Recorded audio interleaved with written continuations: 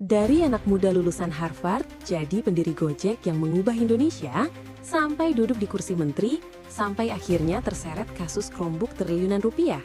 Siapa sebenarnya sosok Nadiem Makarim?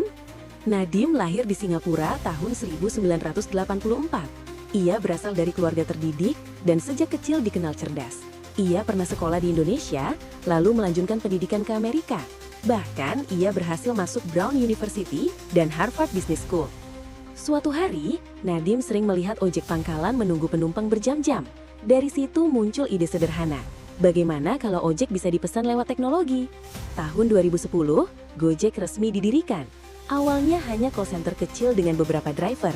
Tapi siapa sangka, aplikasi ini kemudian menjadi revolusi transportasi digital Indonesia. Gojek berkembang sangat cepat. Bukan cuma ojek online, tapi juga makanan, pembayaran digital, hingga pengiriman barang. Nama Nadiem pun disebut sebagai salah satu tokoh teknologi paling berpengaruh di Asia Tenggara. Pada tahun 2019, Presiden Joko Widodo menunjuk Nadiem sebagai Menteri Pendidikan dan Kebudayaan. Banyak orang terkejut karena seorang bos startup kini memimpin pendidikan Indonesia. Saat pandemi COVID-19 melanda, kementerian mulai menjalankan program digitalisasi sekolah. Salah satunya adalah pengadaan laptop Chromebook untuk sekolah-sekolah di Indonesia. Namun masalah mulai muncul. Kejaksaan menilai Chromebook dianggap tidak efektif untuk banyak daerah Indonesia, terutama wilayah dengan internet terbatas. Kasus pengadaan senilai hampir 10 triliun rupiah itu kemudian mulai diselidiki. Nama Nadiem pun ikut terseret dalam pusaran kasus ini. Jaksa menduga ada pengondisian proyek Chromebook dan dugaan kerugian negara mencapai triliunan rupiah.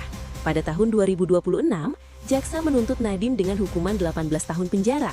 Ia juga dituntut membayar denda dan uang pengganti bernilai sangat besar. Namun hingga kini, Nadiem membantah semua tuduhan tersebut. Kasus ini memecah opini publik. Ada yang percaya ini murni korupsi, ada juga yang menilai ini hanyalah kegagalan kebijakan yang dipidanakan. Dari mendirikan Gojek, mengubah cara hidup jutaan orang, hingga kini menghadapi kasus hukum terbesar dalam hidupnya. Perjalanan Nadiem Makarim menjadi bukti bahwa puncak kesuksesan bisa berubah menjadi ujian paling berat.